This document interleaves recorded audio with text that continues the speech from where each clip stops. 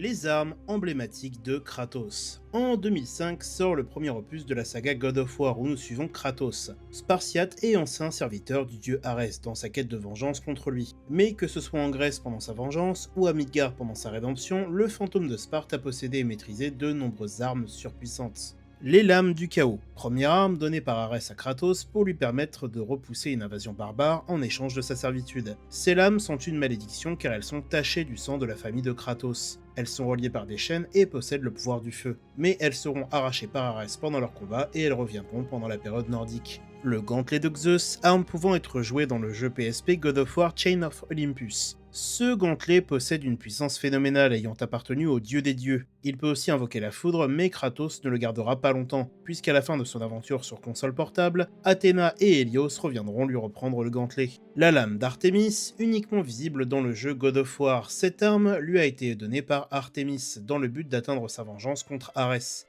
Elle est puissante, mais assez lente, donnant à cette arme un équilibre en jeu intéressant, car si on la maîtrise bien, on peut réellement rouler sur beaucoup d'ennemis. Mais on ne sait pas où est passée la lame après le premier jeu, on peut imaginer qu'Artemis lui a repris après la fin du premier jeu. Les lames d'Athéna, visibles dans le jeu PSP God of War Ghost Sparta et dans God of War 2. Données par Athéna par Kratos, elles remplacent les lames du chaos. Comme arme principale, elles sont tout aussi dangereuses que ses anciennes lames. Le marteau barbare, utilisable dans God of War 2, une arme ayant appartenu à un ancien adversaire de Kratos. Ce marteau, comme la lame d'Artémis, est lent mais puissant, tout en permettant d'invoquer des âmes pour attaquer les ennemis.